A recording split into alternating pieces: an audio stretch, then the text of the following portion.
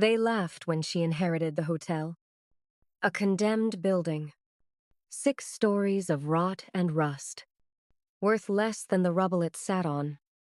Lisa Martinez stood in that crumbling lobby at dawn, dirt under her fingernails, a brass key clenched in her shaking hand. Her daughter slept upstairs, in the only room with a working lock. They had nothing, no job, no home to return to. Just this, a cruel joke from a family that had spent 15 years pretending she didn't exist. But 24 hours ago, she found the basement door, and behind it $5 million in cash that someone had died protecting. Now she understood. Some inheritances aren't gifts. They're tests. The lobby of the Grand Riverside Hotel smells like betrayal mildew mixed with something metallic, like old coins left too long in water. Lisa Martinez stands in the center of it at 5 a.m., her shadow stretching long across the cracked marble floor. Dawn is trying to break through the broken windows, but the light comes in weak and gray, defeated before it even starts. Her hands won't stop shaking. There's dirt under her fingernails, dust on her knees, and clutched in her right hand, a brass key labeled 214 that's still warm from where she's been gripping it for the last hour. Above her head, the crystal chandelier hangs crooked, like something that tried to escape but gave up halfway. Dust motes dance in the thin morning light, thousands of them, disturbed by her breathing. The marble floor beneath her feet is cracked like a shattered mirror spiderwebs of damage that spread from a central point near the old front desk. Everything here is broken in a way that feels deliberate. From somewhere below, deep below, there's a sound, a door creaking on hinges that haven't moved in decades. Lisa's grip tightens on the key until her knuckles go white. 24 hours ago, everyone in town was laughing at her. Poor Lisa Martinez, inheriting the family joke, a condemned hotel worth less than the dirt it sits on. Her cousins practically cackled at the will reading.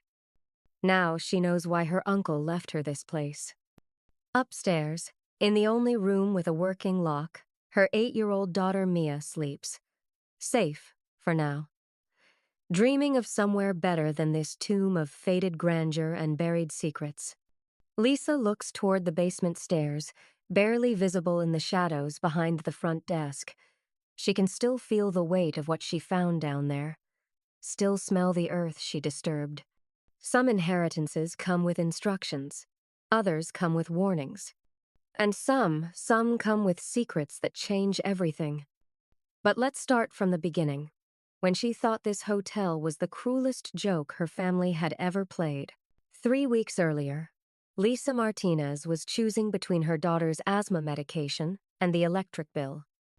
She stood in the pharmacy, phone pressed to her ear, listening to the automated voice tell her insufficient funds for the 3rd time. Behind the counter, the pharmacist tried not to look sympathetic. That look, the one that said, "I feel sorry for you, but there's nothing I can do." Lisa had learned to recognize it everywhere. "I can come back tomorrow," she said, her voice steady even though her hands weren't.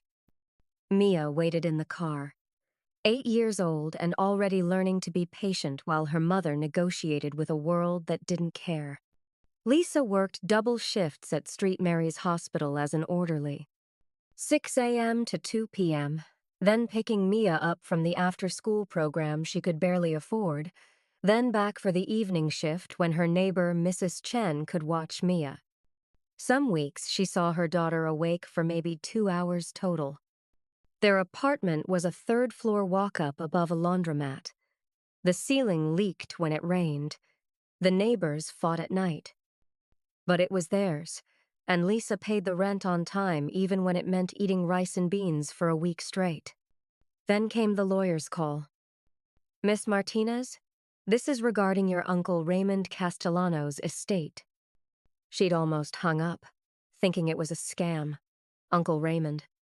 She'd met him twice in her entire life, once at a funeral when she was 12, once at another funeral when she was 19 and visibly pregnant. Both times he'd looked at her like she was a stranger wearing his family's face. The wealthy side of the family had made their position clear 15 years ago. If Lisa wanted to keep her baby instead of handling it properly, she was on her own. She hadn't expected to hear his name again. Certainly not from a lawyer saying he'd left her something. The will reading was worse than she'd imagined. Raymond's office building smelled like leather and old money. His 3 children, Lisa's cousins, sat in chairs that probably cost more than her car. Derek, Michelle, and Patricia. Designer clothes, manicured hands, expressions of bored entitlement. The lawyer read through the distributions. Derek got the flagship hotel in Portland. Michelle got the resort properties. Patricia got the commercial real estate portfolio. Various charities got substantial donations. Then, to my niece, Lisa Martinez, I leave the Grand Riverside Hotel in Riverside Falls, along with all its contents. The silence lasted exactly 3 seconds before Derek laughed.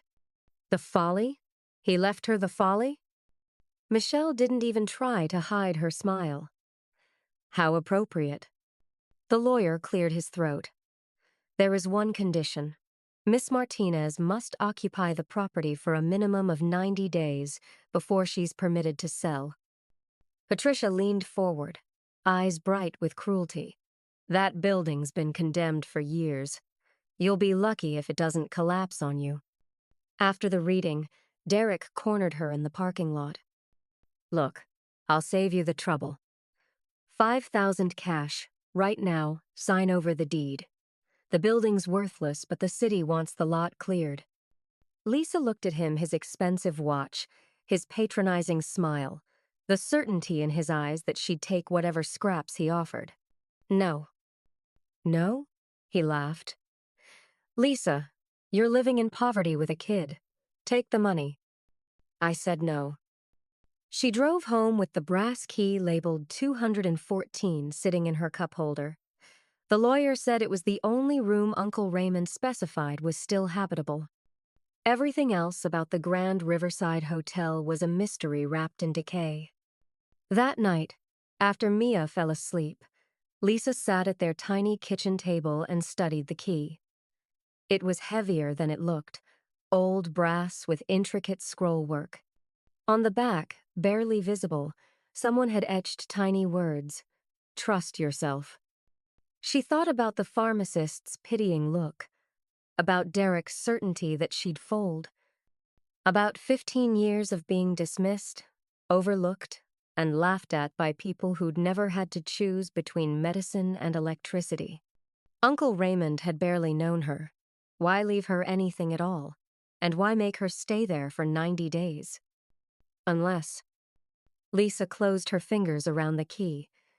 It was warm against her palm. Some people left you money in their will.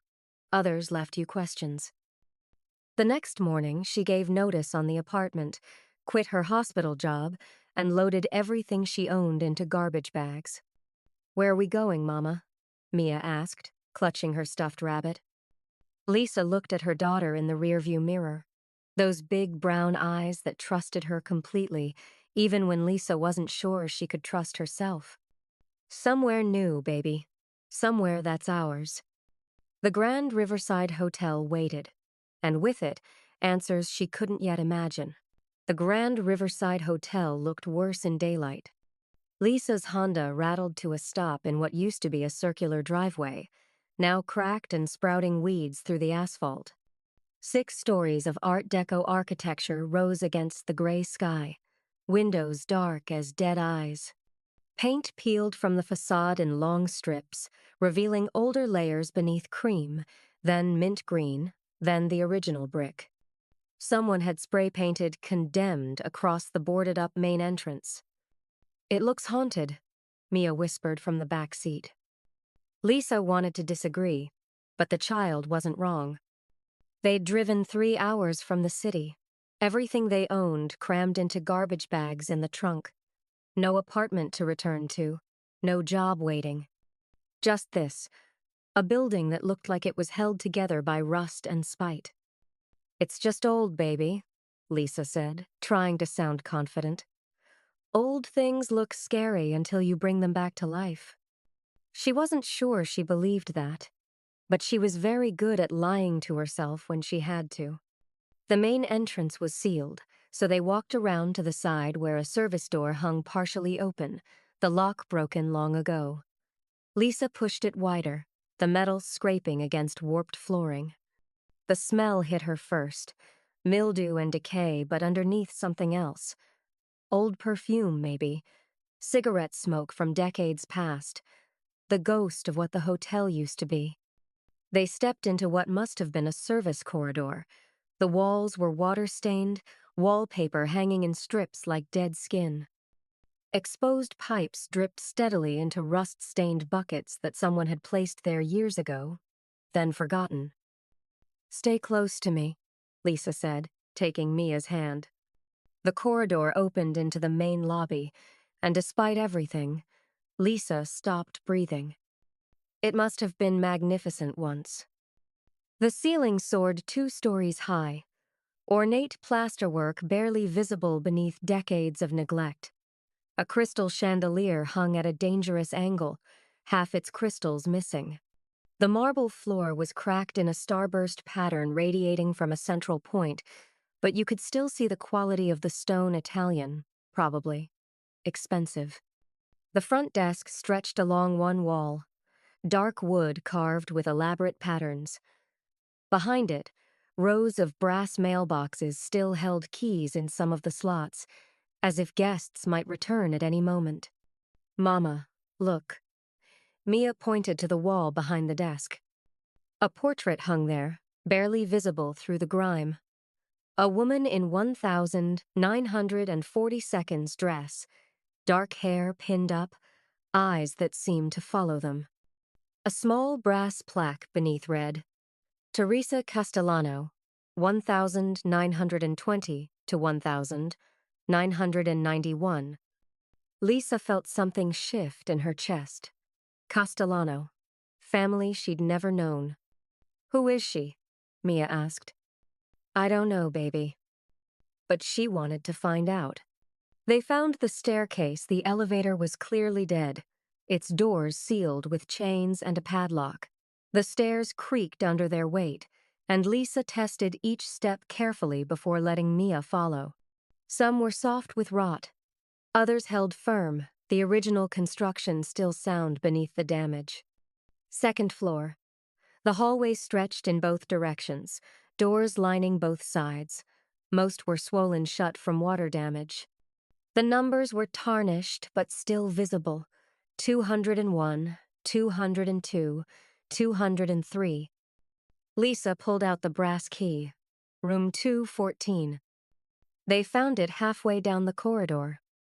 Unlike the others, this door opened smoothly when she turned the key, as if the lock had been maintained recently. Inside, time had stopped differently. The room was small but intact. A double bed with a thin mattress, a dresser with a spotted mirror, a bathroom visible through an open door. Dusty, yes. Outdated, absolutely. But not destroyed like everything else.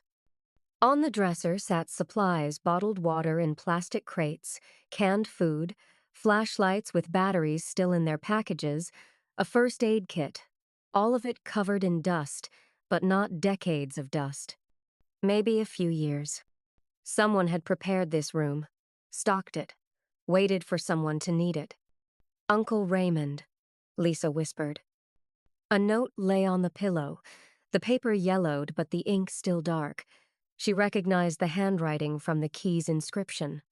"Lisa, if you're reading this, you chose to come. That tells me something about who you are. Room 214 has always been special. My grandmother Teresa lived here when she ran the hotel. She believed every building has a heart, and this room was the Grand Riverside's heart. Look for what others missed. Trust what you find. And remember, the most valuable things are usually hidden from people who only see worth in dollars. You have 90 days. That should be enough. Raymond. Mia tugged on her sleeve. Mama, what does it mean? Lisa read the note 3 times, her hands shaking slightly. Look for what others missed. I think, she said slowly, your great-great-uncle left us a puzzle. They spent the rest of the afternoon exploring. Most of the second floor was inaccessible doors locked or jammed shut. The third floor was worse. The entire west wing sealed off with newer construction, brick and mortar blocking access to a whole section of the building. On the fourth floor, they found the hotel office, the door hanging open. Filing cabinets lined the walls, most empty. Papers scattered across the floor, damaged by water and time. But the desk drawers still held things. Old guest registries, receipts, photographs of the hotel in its glory days. Lisa opened one ledger, the pages stiff with age. Guest names filled the columns, dates stretching back to 1925. She recognized some names, senators, business moguls, people she'd only read about in history books. The Grand Riverside had been important once, connected to power. Why had it been abandoned? She found architectural blueprints rolled up in a tube behind the door, spread them across the desk, weights from old coffee cans holding down the corners. Her breath caught. The blueprint showed 6 floors, but she'd only seen 5. She counted again, ground floor, then 5 floors above. The blueprint clearly showed a 6th level, but when she'd looked at the building from outside, there were only 5 stories of windows. Unless the 6th floor had been sealed from the inside, converted into attic space, or hidden entirely. On the blueprint, the 6th floor was marked in faded red ink, Private TC, no access. T.C. Teresa Castellano, the woman in the portrait. Mama, I'm hungry. Lisa looked up. Mia sat on the dusty floor, arms wrapped around her knees. The afternoon light was fading, turning everything gray and uncertain. Okay, baby, let's eat something. They ate cold ravioli from a can in room 214, sitting on the bed with paper towels for plates. The water from the bathroom tap ran brown for 5 minutes before clearing to something that looked drinkable. No electricity, no heat. Just them and the dark, creaking silence of a dying building. After Mia fell asleep, Lisa stood at the window looking down at the street. A black SUV sat parked across from the hotel. It had been there when they arrived. Still there now, hours later. Just someone's car, she told herself. Nothing strange about that. But her hands found the brass key in her pocket, fingers tracing the engraved words. Trust yourself. She thought about the blueprints, the sealed 6th floor, the supplies left in this room as if someone knew she'd need them. Derek's voice echoed in her memory. The building's worthless. But Raymond's note said something different. The most valuable things are usually hidden from people who only see worth in dollars. Lisa pulled out her phone, battery at 12%, and searched for the hotel's history. Most links were dead, but she found a newspaper archive from 1991. Fire destroys west wing of historic Grand Riverside Hotel, 1 fatality. She clicked through to the article, but the archive cut off after the headline. No details, no names. But now she understood the sealed 3rd floor. Fire damage, never repaired. And 1 fatality. She looked at the portrait of Teresa Castellano in her mind. 1920 to 1991. The fire was in 1991. Lisa's skin went cold. That night, she locked the door to room 214 and pushed the dresser against it. Mia slept soundly, but Lisa lay awake listening to the hotel settle around them, pipes groaning, wood expanding and contracting, and once, from somewhere far below, a sound like a door closing. She gripped the brass key until it left an imprint in her palm. 90 days. That's what Raymond had given her. She'd figure out his puzzle, or die trying. Because Lisa Martinez had learned a long time ago, when people tell you something is worthless, it's usually because they don't want you to discover its true value. The first week passed in a blur of cold nights and colder mornings. Lisa learned the hotel's rhythms. The pipes groaned loudest at 3 a.m. The building settled with sounds like footsteps around dawn. And every evening at 7, the black SUV circled the block once before parking across the street. She stopped pretending it was coincidence. Mia asked about it on the 4th day, face pressed against the window of room 214. Why does that car keep coming back? I don't know, baby. But she was starting to have ideas, none of them good. Money was disappearing faster than she'd planned. The canned food was running low. Her phone battery died permanently on day 5, no way to charge it without electricity. She'd sold her last piece of jewelry, her mother's ring, for $200 at a pawn shop 2 towns over. The pawnbroker had looked at her with that familiar expression, pity mixed with judgment. She had 83 days left, and about $140 to her name. But she also had questions that wouldn't let her sleep. On day 8, Lisa decided to stop avoiding the basement. She'd noticed the door on the 2nd day behind the front desk, painted the same color as the wall. Easy to miss if you weren't looking. It didn't appear on the blueprints she'd found, which meant someone had added it later. Or hidden it deliberately. The door was locked. Not with a modern lock, but with something old, a keyhole shaped like a figure 8 lying on its side. Lisa tried the brass key from room 214, too large. She searched the hotel office, going through every drawer more carefully this time. Behind old receipts and water-damaged menus, she found a metal box about the size of a jewelry case. No lock, but the hinges were rusted shut. It took 20 minutes with a screwdriver and brute force to pry it open. Inside, wrapped in oilcloth, a smaller brass key. This one had an unusual shape. The teeth were cut in a pattern she'd never seen before, like someone had deliberately made it complex. A piece of paper lay beneath it, the handwriting different from Raymond's, older, more feminine. The heart protects what matters most.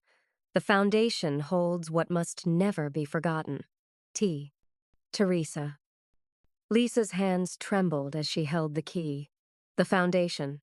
The basement. She looked at Mia, who was drawing pictures on the back of old hotel stationery. Happy, despite everything. Resilient in the way children are when they have no choice. Baby, I need to check something downstairs. You stay here and keep the door locked, okay? Mia's eyes went wide. The basement? Just for a few minutes. Mama, no. It's scary down there. Lisa knelt beside her daughter. I know, but sometimes we have to do scary things, and I promise I'll be right back. She left Mia with strict instructions, the deadbolt locked from inside, and descended into the lobby. The basement door opened with a sound like a whisper.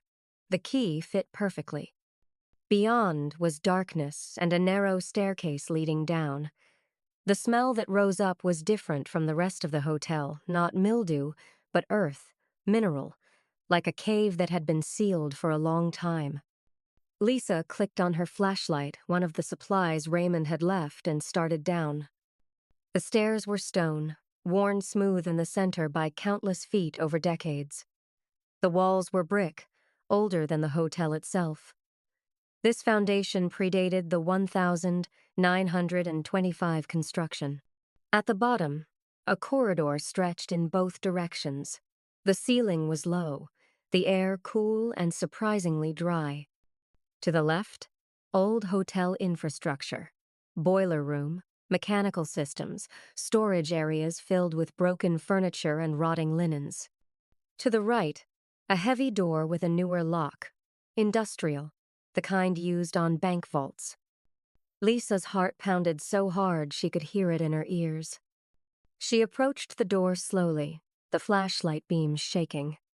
There was a keypad beside the handle, electronic but dead. No power. But beneath it, a manual override, another keyhole. This one matched her brass key exactly. She slid the key in.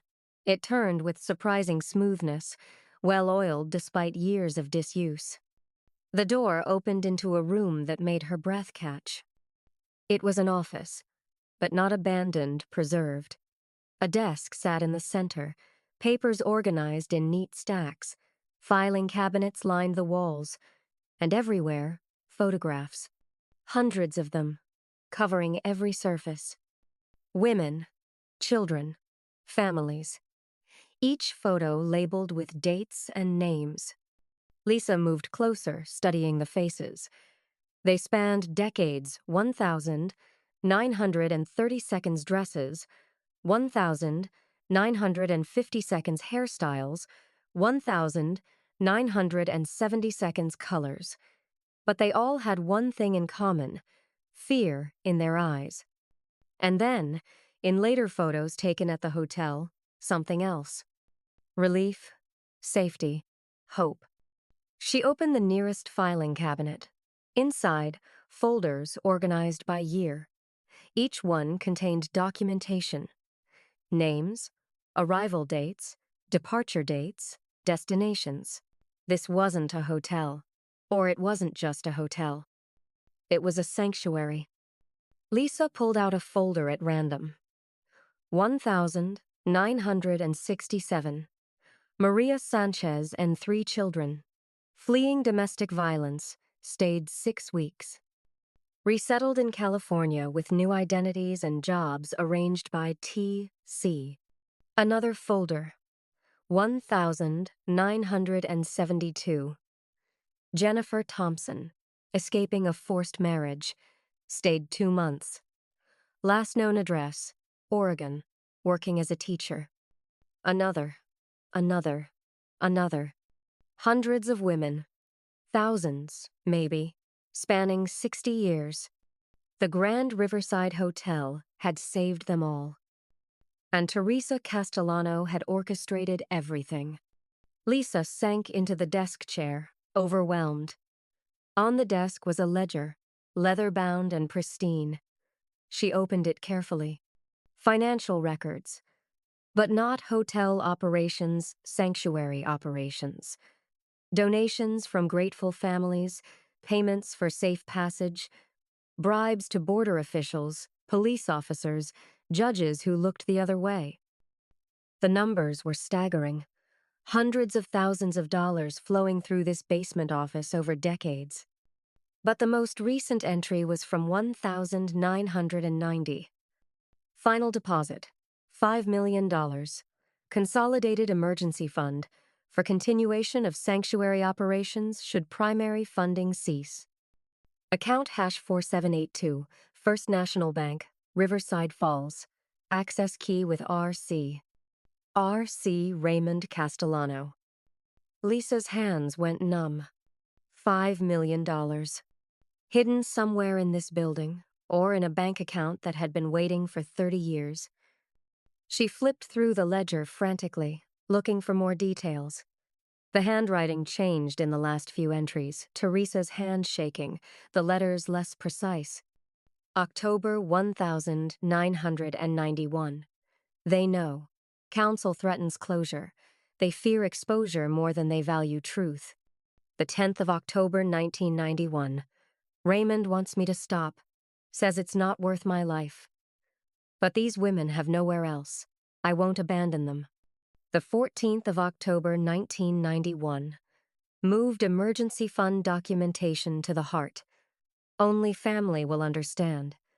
The foundation remembers what we built. The heart protects why we built it. The 15th of October 1991. If you're reading this, I'm gone. But the work isn't finished. Find the money. Use it. Save them. The entry ended there. Lisa knew what happened next. The 16th of October, 1991. The fire. Teresa's death. She sat in that underground office, surrounded by the faces of women Teresa had saved, and finally understood. Raymond hadn't left her a worthless building. He'd left her a mission. And $5 million to complete it. But where was the money? The ledger mentioned an account, but she'd need documentation, access codes, something more than a number from 1,990. Moved emergency fund documentation to the heart. Room 214, the heart of the hotel. Lisa stood so fast the chair fell over. She had to get back upstairs. But as she turned toward the door, her flashlight beam caught something else. A second door. Smaller, almost hidden in the corner behind a filing cabinet. She moved the cabinet aside. It was lighter than it looked, empty. The door behind it was wood, old, with a simple lock. The brass key from room 214 fit. Inside was a closet, no bigger than a coffin standing upright. And in that closet, stacked floor to ceiling, were metal boxes, 20 of them, maybe more. Each one labeled with a year and a number. Lisa opened the nearest one. Cash, bundled in bank wrappers, 50s and hundreds, sorted and sealed. She opened another, more cash. Another, gold coins, American Eagles, still in mint packaging. Her legs went weak. She sat down hard on the floor, flashlight rolling away, casting wild shadows. This wasn't documentation of where the money was. This was the money. $5 million in cash and gold, hidden in a basement closet that didn't exist on any blueprint, protected by a woman who died keeping it safe. Lisa didn't know how long she sat there. Minutes? Hours? All she could think was, Derek offered me $5,000 for this building. He knew. Someone knew. That's why the black SUV kept watch. That's why the building had been condemned so quickly after Raymond's death. Someone wanted her to give up before she found what Teresa had hidden. A sound from above made her freeze. Footsteps. In the lobby. Heavy. Deliberate. Not Mia's light steps. Someone was in the hotel. Lisa grabbed the flashlight and ran for the stairs, heart pounding. She couldn't lock the door behind her. The key was still in the lock. She had seconds to get back to room 214. The basement stairs seemed to stretch forever. She could hear the footsteps more clearly now, multiple people, moving systematically through the ground floor. She burst into the lobby, pulled the basement door shut behind her, and heard a voice. She's here somewhere. Find her. Derek's voice. Cold. Certain. Lisa's blood turned to ice. She had 83 days left on her requirement, but Derek wasn't planning to wait that long. Lisa ran. The service stairwell was her only option. Narrow, dark, the kind of space maintenance workers used to move invisibly through the hotel. She took the steps 2 at a time, flashlight off to avoid detection, one hand trailing the wall for guidance. Behind her, Derek's voice echoed through the lobby. Check upstairs. Every room. Her lungs burned. The stairs seemed endless. Second floor. She pushed through the door, heart hammering so hard she thought it might break through her ribs. The hallway stretched before her, room 214 at the far end. She could see light under the door. Mia was still inside, safe. Footsteps thundered up the main staircase. Heavy boots. At least 3 people, maybe more. Lisa sprinted down the hallway, grabbed the doorknob, twisted. Locked. From the inside, like she'd told Mia. Baby, it's me, she whispered urgently. Open the door. Nothing. Mia, please, quickly. The deadbolt slid back. The door opened a crack, and Mia's terrified face appeared. Lisa pushed inside, locked the door behind her, and pulled Mia close. The child was shaking. Who are those people, Mama? Family, Lisa said bitterly. The worst kind. She moved to the window, peered through a gap in the curtain. The black SUV was still there, but now a second vehicle had joined it. Derek had brought backup. They weren't leaving without what they came for. Lisa's mind raced. The money was in the basement. The documentation was supposedly here, in room 214.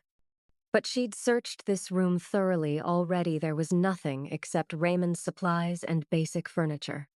Unless she'd missed something. Mia, help me move the bed. They pushed together, the frame scraping across the wooden floor. Nothing beneath but dust and a few dead moths. The dresser. They pulled it away from the wall.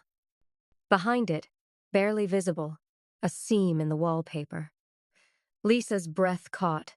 She ran her fingers along it, found the edge, and pulled. The wallpaper came away in a sheet, revealing a small door built into the wall, no bigger than a medicine cabinet, painted to blend with the plaster. The brass key from room 214, her key, the one she'd carried since the lawyer's office, fit the lock. Inside, a metal box and a thick envelope. Lisa's hands shook as she opened the envelope. Legal documents, dozens of them. Deeds to the hotel in Teresa's name, dated 1945. A trust document establishing the Grand Riverside as a permanent sanctuary for women in crisis. Letters from women Teresa had saved, thanking her, offering their own donations to continue the work. And at the bottom, a will. Teresa's will, never filed, never probated. I leave the Grand Riverside Hotel and all sanctuary operations to my grandson, Raymond Castellano, with the instruction that he continue this work until such time as he can find a worthy successor. The emergency fund of $5 million is to be used exclusively for sanctuary operations, never personal gain. Only someone who values lives over profit should inherit this responsibility. Lisa's vision blurred. Raymond had carried this burden for 30 years after Teresa's death. He'd maintained the building just enough to keep it standing, paid the property taxes, waited for the right person. Not his own children, they'd proven themselves too much like their mother, Raymond's ex-wife. Cold, greedy, willing to overlook suffering if it meant protecting their comfort. But Lisa, the family embarrassment, the poor single mother they'd all mocked. She understood sanctuary because she'd needed one herself. A crash from the hallway made them both jump. Lisa, Derek's voice, right outside the door. I know you're in there. Open up, or we're coming in. Mia whimpered. Lisa pulled her daughter behind her. Go away, Derek. You have no right to be here. No, right? His laugh was ugly. That money belongs to the family. Teresa stole it from hotel operations over decades. It's ours by law. Teresa saved thousands of women with that money. Teresa was a criminal who harbored runaways and illegals. She should have been prosecuted, but Grandpa Raymond was too weak to do the right thing. The right thing. Lisa's hands clenched into fists. The right thing, she said slowly, would have been helping those women instead of pretending they didn't exist. Open the door, Lisa. Last chance. No. Silence. Then, break it down. The first impact splintered the wood near the lock. Mia screamed. Lisa grabbed the metal box from the hidden compartment and backed toward the bathroom. Second impact. The door frame cracked. Inside the metal box, keys. Dozens of them, labeled with room numbers, and a note in Teresa's handwriting. Each key opens a room that was once someone's salvation. Remember them all. The 6th floor holds their stories. Only someone who cares will climb that high. The 6th floor, the hidden floor. Third impact. The door gave way. Derek stepped through. 2 men behind him, building Inspector Victor Petrov, and someone Lisa didn't recognize. Expensive suit and cold eyes. There she is, Derek said, smiling. The family charity case. Lisa stood her ground. Mia pressed against her legs. Get out of my hotel. Your hotel? The man in the suit laughed. You have no idea what you've stumbled into, Miss Martinez. Derek moved closer. You found the basement. Good. Saves us the trouble. Now hand over the keys and we'll make this easy. 50,000, like we offered. You walk away. That money isn't mine to give you.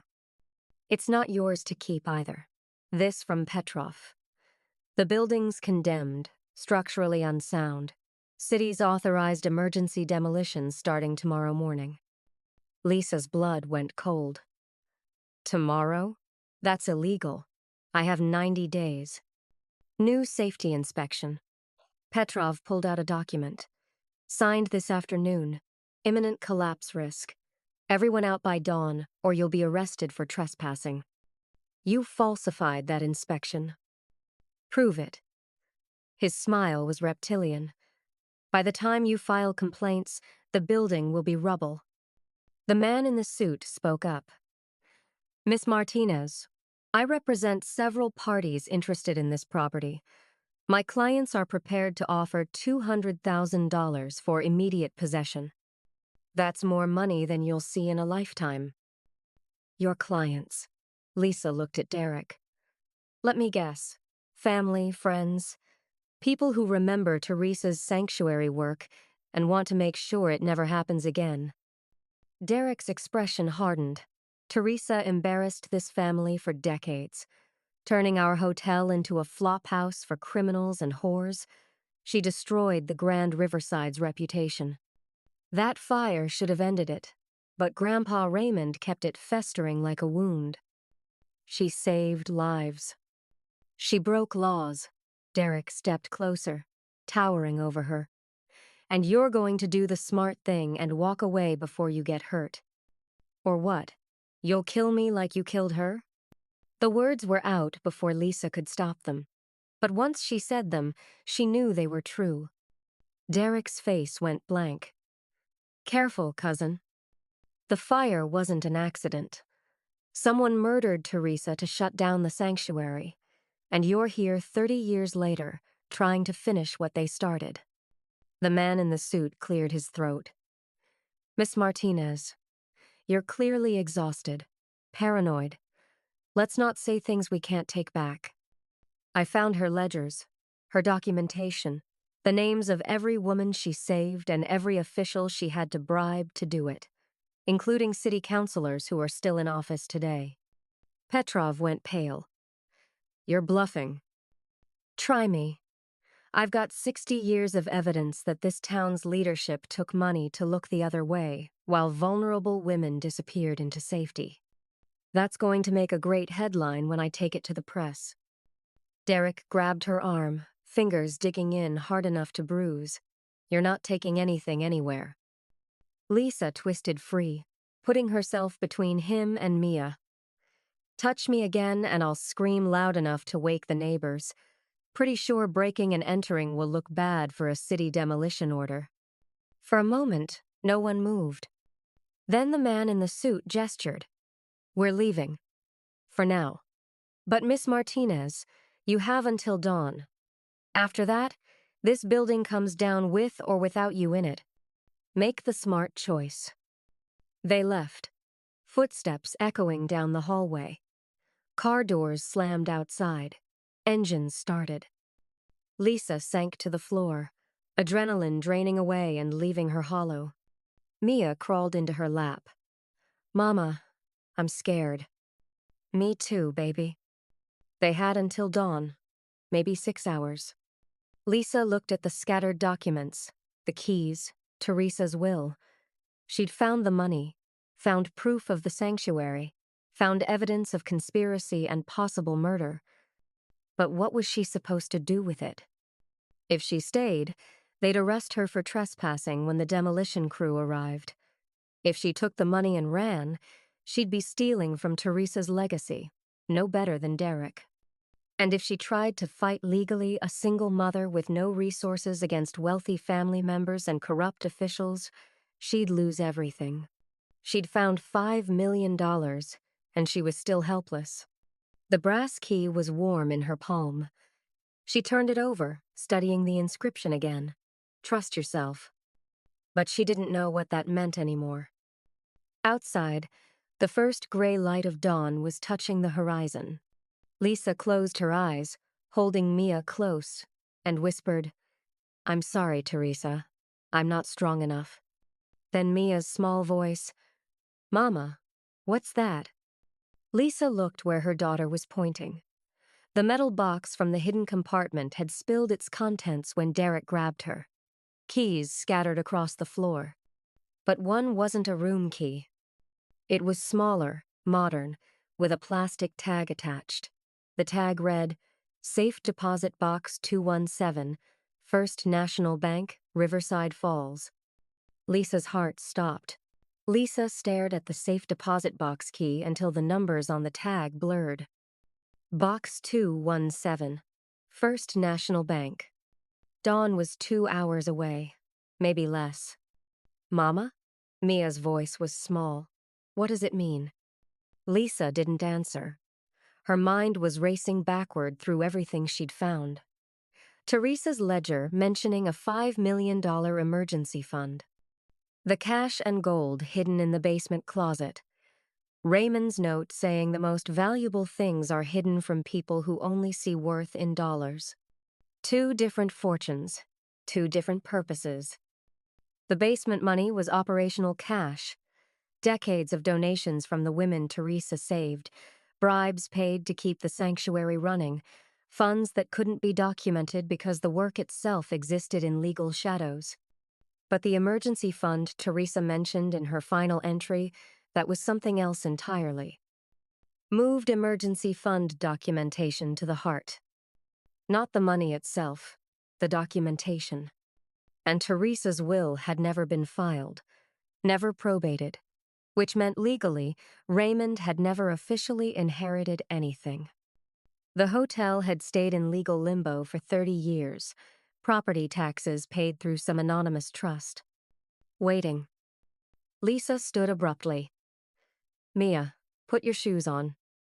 "Where are we going?" "To see what your great-great-grandmother left us." They moved fast. Down the service stairs, through the dark lobby, out the side door into the pre-dawn cold. The black SUV was gone. Derek must have thought he'd won. That morning demolition would finish what intimidation started. He didn't know about the safe deposit box. Lisa's Honda started on the 3rd try. The engine sounded like it was dying, but it had just enough left in it. Like her.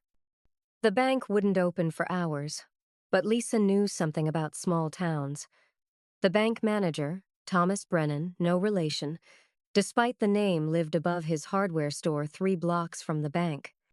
She'd seen him there when she'd tried to buy cleaning supplies on credit 2 weeks ago. He'd refused her, politely but firmly. Now she was about to wake him up at 4:47 a.m. She knocked hard enough to hurt her knuckles. Lights came on upstairs. A window opened. "We're closed," Brennan's voice, irritated. "Come back at a grue." He saw her face. "Miss Martinez?" "I need to access a safe deposit box, now." "The bank opens at 9. "This can't wait." She held up the key. "Box 217. Teresa Castellano's box. It's been sealed since 1991. Even in the dim streetlight, she saw his expression change. "How did you get that key?" "She left it for me. Please. The building's being demolished at dawn. If I don't do this now, everything she protected will be destroyed." Brennan stared at her for a long moment. Then, "Give me 5 minutes." He met them at the bank's side entrance, still buttoning his shirt. His hands shook slightly as he unlocked the door. "My father was the bank manager when Teresa died," he said quietly. "He told me about her box. Said it was to stay sealed until someone came with the key and the right story." He looked at Lisa. "What's your story, Miss Martinez?" "I'm Raymond Castellano's niece. He left me the Grand Riverside Hotel. I found Teresa's will in a hidden compartment in room 214. And I found evidence that she ran a sanctuary for women who had nowhere else to go. Brennan nodded slowly. My father said she was the bravest woman he'd ever met. Scared him a little, too. She made him promise the box would stay sealed until someone understood what she'd built. Not just found it, understood it. He led them to the vault. The safe deposit boxes lined the walls like small metal graves. Box 217 was near the bottom. 2 keys were required, Lisa's and the bank's master. They turned together. Inside was a single envelope, thick and legal-sized, and beneath it, a letter addressed simply, "To whoever carries the key." Lisa's hands trembled as she unfolded the letter. If you're reading this, you've found what others missed. You've looked past worth measured in dollars and seen worth measured in lives. You've understood that some secrets are kept not from greed, but from love. I am dying. The cancer the doctors found last month has spread too far, too fast. I have perhaps weeks. Raymond wants me to rest, to spend my remaining time in comfort. But there is no comfort while women still need sanctuary. The fire they're planning will come soon. I know this. I've heard the whispers, seen the meetings. The city council, the developers, even some of my own family, they want the hotel destroyed and the sanctuary with it. They fear exposure more than they value human life. So I'm doing something I swore I'd never do. I'm making the sanctuary legal. In this envelope is documentation transferring all hotel assets into a charitable trust.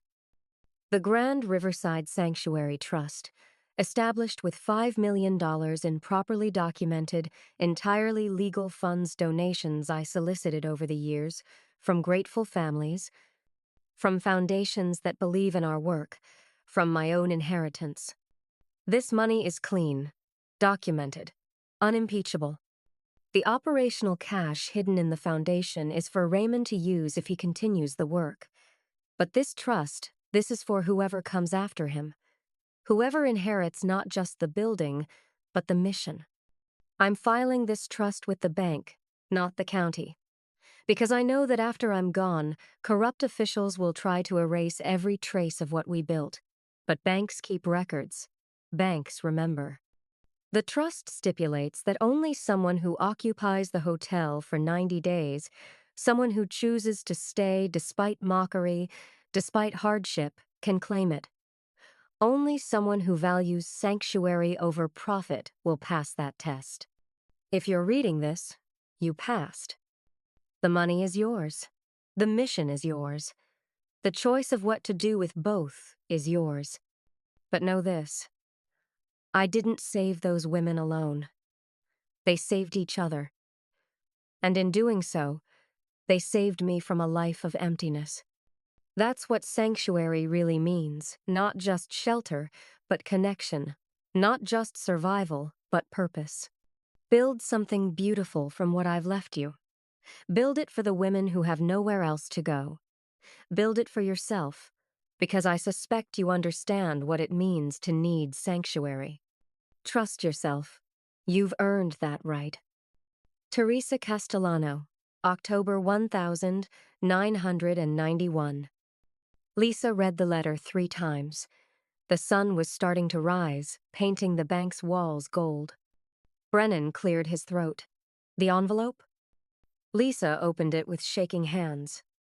Inside, trust documents establishing the Grand Riverside Sanctuary Trust, bank statements showing the account balance as of October 1991, $5,247,000. With 3 decades of compounding interest, the current value was listed at the bottom. $12 million. Legal. Documented. Hers. There's more, Brennan said quietly. He pulled out a second document from the box. Teresa filed this the same day. A letter to the court system, to be opened only when someone claimed the trust. It names every official who took bribes to look the other way. every counselor who threatened to shut her down, every person who knew about the fire before it happened. Lisa stared at the sealed envelope marked Evidence Grand Riverside Fire Investigation 1991. She knew she was going to die, Lisa whispered. She knew they were going to kill her, and she made sure they couldn't win. Brennan nodded. My father said she walked into the bank 2 days before the fire, perfectly calm, like she was planning a vacation, not her own memorial. She said, "When the right person comes, you'll know. They'll have survived something too.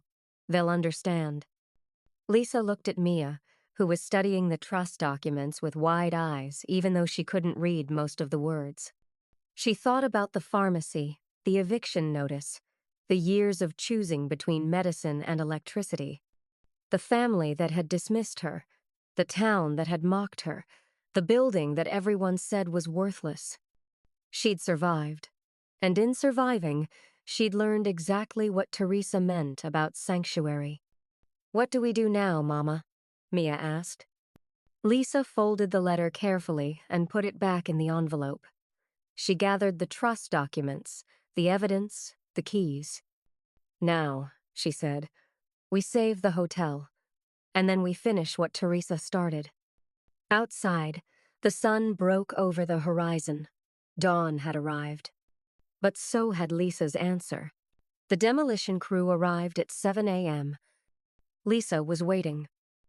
She stood on the front steps of the Grand Riverside Hotel with Mia beside her, holding a folder of legal documents and a phone on speaker with the mayor's office, the state attorney general, and a very nervous city attorney who'd just learned about evidence of a 30-year-old murder conspiracy.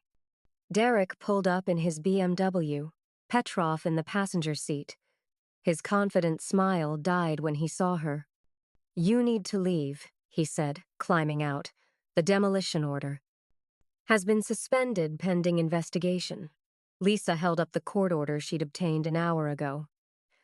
Teresa Castellano's trust documents establish this building as a protected charitable property. You can't demolish it without violating state nonprofit law. Derek's face went red. That trust is invalid. Teresa died before filing it with the county, yes, but she filed it with the bank, which makes it legally binding. My lawyer confirmed it at 6:30 this morning. Lisa smiled. "You should have done your research, Derek." Petrov stepped forward. "This is harassment. I'll have you arrested for what? Exposing the fact that you falsified a safety inspection to expedite demolition for developers who've been paying you under the table for 5 years?" Lisa pulled out another document. Teresa left very detailed records, including recordings of conversations between city officials planning to burn down the hotel in 1991, conversations that mention your father by name, Victor. The color drained from Petrov's face. "You're bluffing," Derek said, but his voice shook. "The state attorney general's office doesn't think so. They're very interested in reopening the investigation into Teresa's death. Turns out murder cases don't have a statute of limitations." Derek stared at her. For the first time in her life, Lisa saw fear in his eyes instead of contempt. "You were nothing," he whispered. "A charity case we laughed at." "I know," Lisa said calmly. "I was there. I heard every word. But you know what's funny? While you were laughing, I was learning. Learning what it means to be invisible. Learning what it means to need sanctuary. Learning exactly what Teresa needed me to understand." She looked at the hotel behind her, still broken, still damaged, but no longer dying. She didn't leave this place to someone with money or power. She left it to someone who knew what it meant to have nothing. Because only someone who's been nothing understands why sanctuary matters. The demolition crew was packing up, their supervisor on his own phone with lawyers. Derek stood frozen, watching his plan collapse. "This isn't over," he said finally. "Yes," Lisa said quietly. It is. She watched him drive away, and then she turned to the hotel and started laughing. Not cruel laughter, not victorious, just relief. Pure, exhausting relief. Mia hugged her waist. We won, Mama. Yeah, baby. We won. 6 months later, the Grand Riverside Hotel was unrecognizable. The construction had taken every dollar of the basement operational fund and a significant portion of the trust, but Lisa had made it count. New roof, restored windows, electrical and plumbing brought up to code. The marble lobby floor repaired, the chandelier rehung and gleaming. But more importantly, purpose restored. The Grand Riverside Sanctuary opened on a cool October morning, exactly 1 year after Lisa had first received Raymond's key. 15 rooms on the second and third floors now housed women and children escaping domestic violence, homelessness, impossible situations. Room 214, Teresa's room. The heart of the hotel was preserved exactly as Lisa had found it. But now it served as the intake office, where every new arrival received their own key and heard the story of what this building had always been. A place where the forgotten were remembered. Lisa stood in the lobby during the opening ceremony, watching women walk through doors that had been sealed for 3 decades. Their faces held the same expression she'd seen in Teresa's photographs. Fear, transforming slowly into hope. Mayor Patterson gave a speech, the new mayor, elected after the scandal broke. The old guard had been swept out in a wave of public outrage when Teresa's evidence went public. 3 former councilors were awaiting trial. Petrov had resigned and left the state. Derek had been quietly bought out of his hotel properties by the rest of the family, who wanted distance from the scandal. Last Lisa heard, he was managing a chain hotel in Nevada. She didn't think about him much anymore. Mrs. Chen, who'd become the sanctuary's volunteer coordinator, squeezed Lisa's hand. Teresa would be proud. I hope so. But Lisa thought she would be. The building was alive again, not as a monument to what had been lost, but as proof that some things, some missions, were too important to die. That evening, after the ceremony and the tours and the speeches, Lisa climbed to the 6th floor for the first time. The service elevator had been repaired and updated, and it rose smoothly to the hidden level. The doors opened onto a space that took her breath away. Teresa had converted the entire floor into an archive. File cabinets lined the walls, each one containing documentation of women who'd passed through the sanctuary over 90 years. Photos, letters, updates, sent years later. I'm safe now. I got my degree. My daughter is in college. Thank you for saving my life. Thousands of stories, thousands of lives changed. And in the center of the room, a simple wooden desk with a brass plaque. Teresa Castellano, 1920 to 1991. She gave sanctuary to those who had none. On the desk, someone, Raymond, probably had placed a single photograph. Teresa standing in front of the hotel in 1950, young and fierce and unafraid. Lisa set down the brass key from room 214 beside the photograph. She'd carried it every day for a year, but it belonged here now, in the archive, where all the stories lived. I finished it, she whispered. I finished what you started. She could almost hear Teresa's response. No, you continued it, and that's even better. Lisa found Mia on the 2nd floor, helping a new arrival, a young mother with a 3-year-old, settle into her room. Mia was explaining where the kitchen was, where the playroom was, her voice confident and kind. You'll be safe here, Mia said. My mom makes sure everyone's safe. The woman looked at Lisa with tears in her eyes. Thank you. I didn't know where else to go. You're exactly where you're supposed to be, Lisa said. And she meant it. That night, She stood at the window of the office she'd made for herself on the fourth floor, not Teresa's office, but her own. Below, the hotel glowed with light, every window warm. Every room filled with life. A year ago, she'd stood in this building holding a key and wondering if she had the strength to survive.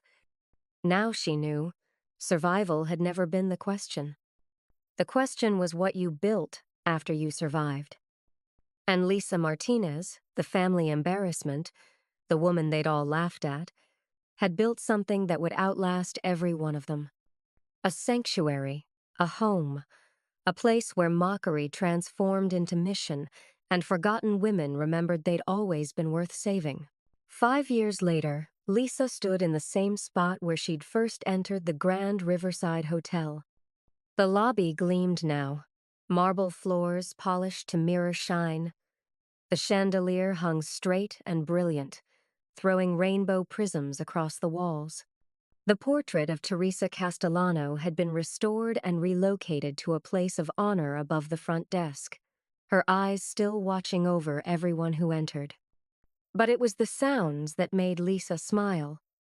Children laughing in the playroom, women talking in the kitchen, sharing recipes and stories, the soft hum of a building full of life instead of ghosts. Mia was 13 now, helping run the after-school program for sanctuary kids. She'd grown up understanding something most people never learned, that home isn't where you're born, but where someone chooses to see your worth. The Grand Riverside Sanctuary housed 23 families now. The trust fund had allowed them to purchase the building next door, expanding capacity. Women who'd arrived broken and terrified now volunteered to help newcomers. The cycle continuing, just as Teresa had designed it. Lisa thought about the brass key often. It sat in its glass case on the 6th floor, beside Teresa's photograph, a reminder of what one small object could unlock when placed in the right hands. Room 214 still welcomed new arrivals. Every woman who walked through that door received her own key, a replica of the original, engraved with the same words, "Trust yourself." Because that's what sanctuary really meant. Not just shelter, but the space to remember you were always worth saving. Lisa pulled out her phone and took a photo of the lobby light streaming through restored windows, people moving through with purpose and peace. She posted it with a simple caption. They said this building was worthless. They were wrong about the building, and they were wrong about me. The responses poured in. Messages from women across the country who'd found their own sanctuaries, who'd survived their own mockery. Who'd discovered that what the world dismissed often held the most value. As the sun set, painting the lobby gold, Lisa thought about the question that had haunted her that first night in room 214. Why had Uncle Raymond left this to her? Now she knew. Because some inheritances aren't about what you receive. They're about what you become in the process of claiming them. And sometimes, the greatest treasures aren't gold or cash hidden in basements. They're the strength you discover when everyone tells you to give up. The purpose you find when you stop surviving and start building. And the knowledge that you were never worthless, you were just waiting for someone to give you the key. If this story moved you, share it with someone who needs to hear that their worth isn't determined by the people who overlook them. Sometimes, what looks like a cruel joke is actually a test, and the ones who pass are always the ones everyone underestimated. Subscribe for more stories about unexpected inheritances, hidden legacies, and the courage it takes to trust yourself when no one else will.